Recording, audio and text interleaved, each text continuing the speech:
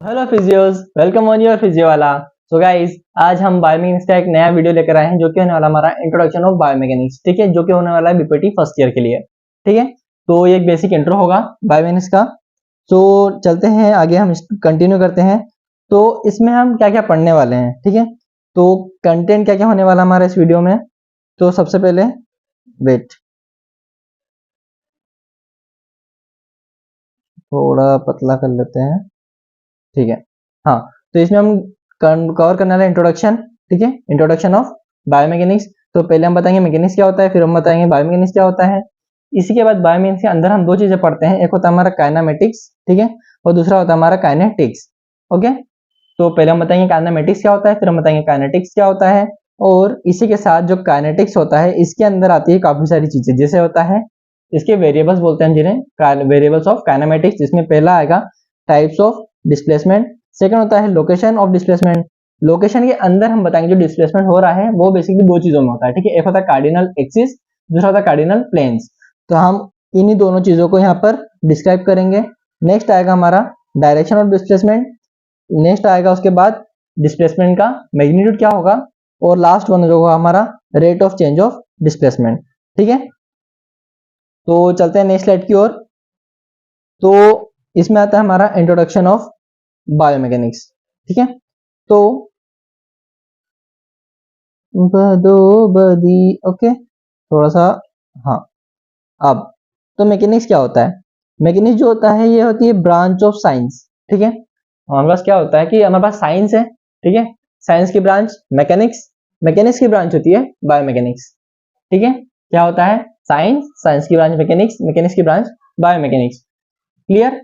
तो मैकेनिक्स हो गया हमारे पास। तो मैकेनिक्स क्या होता है, ब्रांच होता है साइंस की जो डील करता है, किसके साथ डील करता है, बॉडी के मोशन के साथ, ठीक है, और फोर्स के साथ। बॉडी का मोशन और फोर्स दोनों से डील करेगा। फोर्स कौन सा, वो फोर्स जो उस बॉडी के ऊपर एक्ट कर रहा है, ठीक है। और जो मैकेनिक्स होता है ये क्या इंक्लूड करता है, तो ये इंक्लूड करता है बॉडी का मोशन और बॉडी हो जो रेस्ट पे है, दोनों दोनों कंडीशन। पहला जब बॉडी रेस्ट पे है, सेकंड कंडीशन जब बॉडी मोशन में, दोनों चीजों को ये इंक्लूड करेगा। ओके, तो ये हो गया डेफिनेशन ऑफ मैकेनिक्स। अब हम बात करेंगे मैकेनिक्स के एग्जांपल की। तो जैसे हम लोग फिजिक्स में पढ़ा था, हमने 11th-12th में हमने एकॉस्टिक साउंड जो मैकेनिक्स था वो पढ़ा था हमने, फ्लूइड मैकेनिक्स होता है, ठीक है। ये सारे एग्जांपल होते हैं किसके, मैकेनिक्स के। नेक्स्ट आता है हमारा बायोमैकेनिक्स। तो बायोमैकेनिक्स का डिफिनेशन क्या हो जाएगा। अब जैसे हमने बताया कि जो मैकेनिक्स था वो किसकी ब्रांच थी, साइंस की, ठीक है। तो बिल्कुल एज इट इज जो बायोमैकेनिक्स है वो किसकी ब्रांच हो जाएगी, मैकेनिक्स की, ठीक है। साइंस की ब्रांच कौन था, मैकेनिक्स, और मैकेनिक्स की ब्रांच हो जाएगा कौन, बायोमैकेनिक्स। तो ये क्या हो गया, ब्रांच ऑफ मैकेनिक्स है, ठीक है। जिसमें क्या होता है, हम किसकी स्टडी करते हैं, हम मैकेनिकल लॉस को रिलेट करते हैं किसके साथ, मूवमेंट्स के साथ, ठीक है। मतलब सिंपल वे में हम बात करेंगे, जो भी लिविंग बॉडी के स्ट्रक्चर्स होते हैं, ठीक है, उनमें जो मूवमेंट्स हो रहे हैं, ठीक है, लिविंग बॉडी के स्ट्रक्चर्स हैं उसमें मूवमेंट हो रहा है, तो उसमें हम मैकेनिकल लॉस को अप्लाई करेंगे और फिर उसकी स्टडी करेंगे, उससे हम बोलते हैं बायोमैकेनिक्स। क्या बोला मैंने, लिविंग बॉडी है, उसके स्ट्रक्चर में मूवमेंट हो रहा है, ठीक है, लिविंग बॉडी का स्ट्रक्चर, इसमें हो रहा है मूवमेंट, तो उसमें हम बायोमैकेनिकल मतलब जो फिजिक्स के हमारे लॉ होते हैं, मैकेनिकल लॉज होते हैं, उनको अप्लाई करेंगे और उसकी स्टडी करेंगे, उसको हम बोलते हैं बायोमैकेनिक्स, ठीक है। जिसमें हम क्या कर स्टडी कर रहे हैं मैकेनिकल लॉज को रिलेट करके, ठीक है, जो लिविंग बॉडी के स्ट्रक्चर्स के मूवमेंट है उन पर, ठीक है। सिंपल में क्या बोल सकते हैं हम, फोर्सेस और मोशन जो होते हैं ह्यूमन बॉडी की, उनकी स्टडी करना क्या होता है, बायोमैकेनिक्स, ठीक है। नेक्स्ट आता है हमारा, ये हमने बता दी डेफिनेशन, ठीक है। अब अगर हम कंटेंट पे जाएं पहले वापस, तो इसमें हमें बताना था मैकेनिक्स की डेफिनेशन और बायोमैकेनिक्स की डेफिनेशन। अब हमने ये बता दिया, अब हम बताएंगे बायोमैकेनिक्स के अंदर काइनेमेटिक्स और काइनेटिक्स, ठीक है। तो चलते हैं बायोमैकेनिक्स की साइड। तो इसमें हम बायोमैकेनिक्स के अंदर दो चीजें, ठीक है। पहला क्या होता है, काइनेमेटिक्स, दूसरा होता है काइनेटिक्स, ठीक है। तो काइनेमेटिक्स क्या होता है, अब हमने क्या बताया था, साइंस, साइंस की ब्रांच मैकेनिक्स, मैकेनिक्स की ब्रांच बायोमैकेनिक्स। अब बायोमैकेनिक्स के अंदर दो चीजें, एक होता है काइनेटिक्स, दूसरा होता है काइनामेटिक्स, ठीक है। काइनेमेटिक्स में बेसिकली हम बात करेंगे मोशन की, ठीक है। जितना भी मोशन होगा वो हम किस में डिस्कस करेंगे, काइनेमेटिक्स में। और उस मोशन को जो करवा रही जो फोर्सेस हैं वो सारी आएगी काइनेटिक्स में, ठीक है। बेसिकली क्या हो रहा है, kinematics means motion, kinetics means force, okay. तो काइनेमेटिक्स में क्या होगा, ये ब्रांच होती है किसकी, बायोमैकेनिक्स की, जो किसको डिस्क्राइब करती है, बॉडी के मोशन को। और इसमें क्या होता है, विदाउट रिगार्ड्स द फोर्स, जो कि उस मोमेंट को कॉज करवा रहा है, ठीक है। मतलब काइनेमेटिक्स में क्या होगा, प्योरली मोशन देखने को मिलेगा, ठीक है, प्योरली मोशन देखने को मिलेगा, इसमें फोर्स की कोई बात नहीं करेंगे हम, इसमें काइनेमेटिक्स में, ठीक है। बिल्कुल एज इट इज काइनेटिक की बात करेंगे तो काइनेटिक में हमको कोई भी मोशन की बात नहीं होगी, यहाँ पर हम केवल फोर्स सिस्टम की बात करेंगे, जो फोर्सेस लग रहे हैं उसकी बात करेंगे, ठीक है। तो it is the study of relationship between force system and action of the body, ठीक है। जो फोर्स बॉडी पर एक्ट कर रहा है उसकी बात करेंगे हम इसमें। इसमें अब बात करें, पहले काइनेमेटिक कंप्लीट कर लेते हैं। तो काइनेमेटिक में दो टाइप के फोर्स होते हैं, एक होता है हमारा इंटरनल फोर्स। इंटरनल फोर्स मतलब कौन सा फोर्स, वो फोर्स जो कि बॉडी खुद से, मतलब बॉडी के अंदर से जो फोर्स लग रहा है वो होगा इंटरनल फोर्स। सेकंड होता है एक्सटर्नल फोर्स, जो कि बाहर से सिस्टम लगा रहा है बॉडी पर, ठीक है। ये कोई हमारे पास क्या है, कोई ऑब्जेक्ट है, तो इस पे जो ये बाहर से फोर्स लगेगा ये कौन सा हो जाएगा, एक्सटर्नल फोर्स। और ये ऑब्जेक्ट के अंदर से जो फोर्स लगेगा वो कौन सा हो जाएगा, हमारा इंटरनल फोर्स, ठीक है। तो ये हो गया काइनेमेटिक्स। अब बात करेंगे हम, जैसे इसमें भी दिख रहा है, ठीक है। तो आगे चलते हैं हम वेरिएबल्स ऑफ काइनेमेटिक्स पर, वेरिएबल्स ऑफ काइनेमेटिक्स।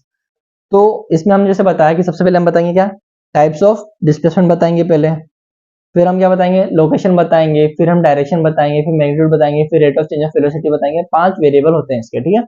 तो पहला आएगा टाइप्स ऑफ डिस्प्लेसमेंट। तो डिस्प्लेसमेंट मतलब कि जो पार्ट है हमारा बॉडी का, जो पार्ट है वो कैसे डिस्प्लेस हो रहा है, ठीक है। तो 3 टाइप आएंगे टाइप्स ऑफ डिस्प्लेसमेंट में, सॉरी। पहला आएगा हमारा ट्रांसलेटरी या फिर लीनियर मोशन, जो ऑब्जेक्ट है वो एक डायरेक्शन में आगे बढ़ रहा है, ठीक है। ट्रांसलेटरी या फिर लीनियर मतलब एक ही डायरेक्शन में जाएगा। सेकंड आएगा रोटेटरी और एंगुलर मोशन, या तो वो 2D में मूव करेगा, ठीक है, कुछ इस टाइप से, या तो फिर कैसे जाएगा, ऐसा रोटेटरी मूवमेंट करते हुए जाएगा वो, ठीक है। इसके बाद थर्ड आएगा हमारा कर्वीलिनियर, ठीक है, सॉरी यहाँ हम थोड़ी सी गड़बड़ कर दी है।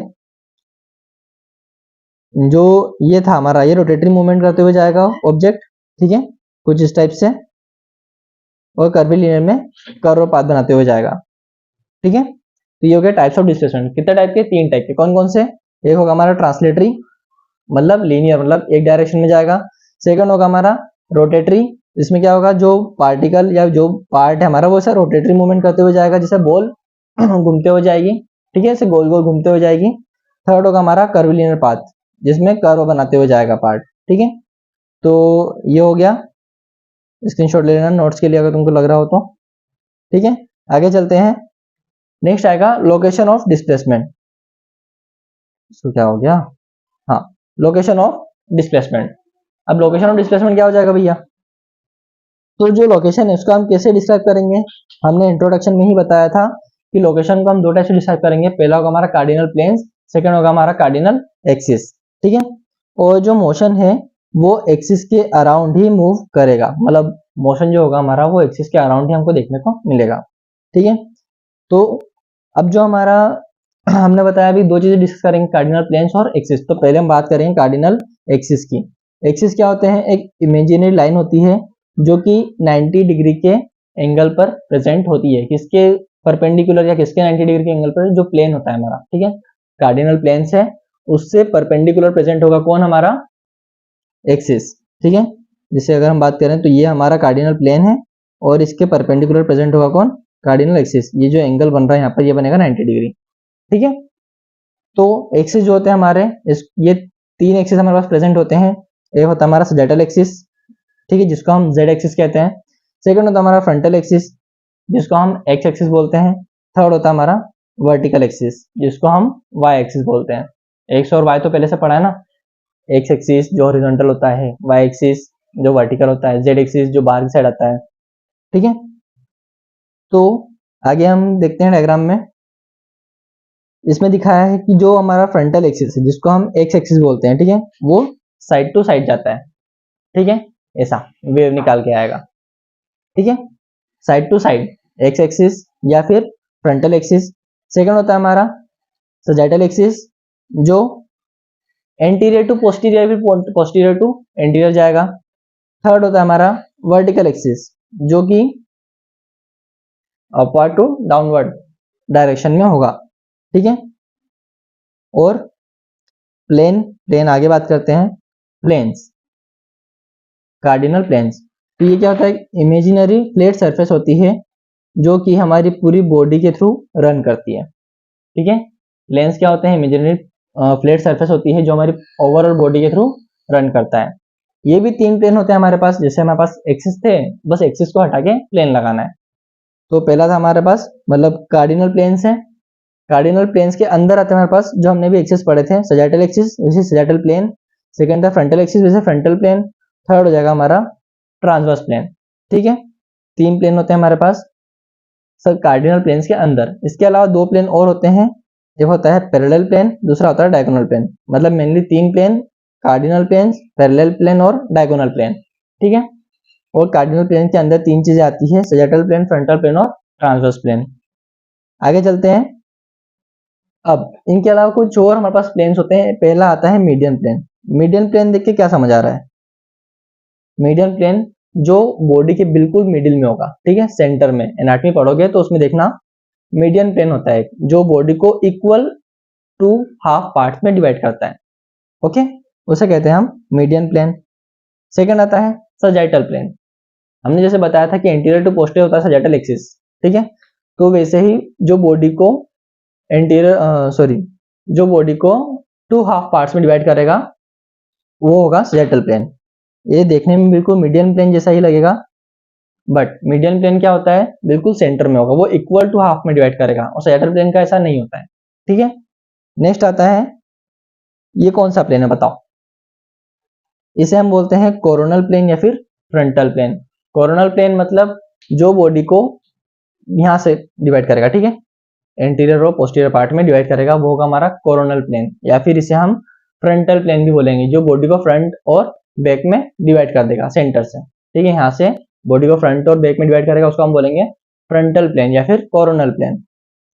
नेक्स्ट आता है हमारा ट्रांसवर्स प्लेन। ट्रांसवर्स प्लेन जो बॉडी को अपर हाफ और लोअर हाफ या फिर बॉडी को अपर और लोअर पार्ट में डिवाइड करेगा, जरूरी नहीं कि हाफ हाफ में करें, ठीक है। तो ये हो गया हमारा ट्रांसवर्स प्लेन।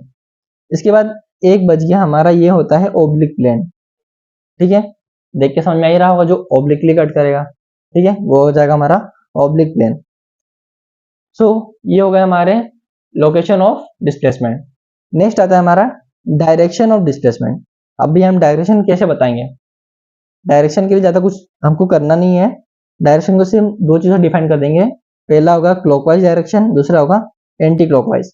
अगर क्लॉकवाइज है तो उसे हम पॉजिटिव बोल देंगे, ठीक है, और एंटी क्लॉकवाइज है तो उसे हम हाँ, तो उसे हम नेगेटिव बोल देंगे, ठीक है, नेगेटिव डायरेक्शन में है। बस इतना बताना डायरेक्शन ऑफ डिस्प्लेसमेंट में। नेक्स्ट आता है हमारा मैग्नीट्यूड ऑफ डिस्प्लेसमेंट। मैग्नीट्यूड क्या रहेगा डिस्प्लेसमेंट का, तो rotatory motion segment can be given इधर इन डिग्री और रेडियंस। जो मैग्नीट्यूड होगा, अब रोटेटरी मूवमेंट है, ठीक है, जब फिजिक्स पढ़ा था तो हमने रोटेटरी के लिए हमने पढ़ा था कि 360 डिग्री, तो उसका हम 180 डिग्री, 360 डिग्री है ना, 90 डिग्री, या तो हम डिग्री में बता सकते हैं, या फिर एक और हमारे पास यूनिट होती है जिसको हम बोलते हैं रेडियंस, ठीक है, तो हम इसे रेडियंस में भी डिफाइन कर सकते हैं। जैसे 360 जो डिग्री होता है वो इक्वल होता है इसके 2 रेडियंस के, और जो 180 डिग्री होता है उसे हम 1 रेडियन भी बोलते हैं, ठीक है। तो ये हो गया मैग्नीट्यूड। अब नेक्स्ट आता है हमारा rate of change of displacement, जिसे हम वेलोसिटी बोल देंगे, ठीक है।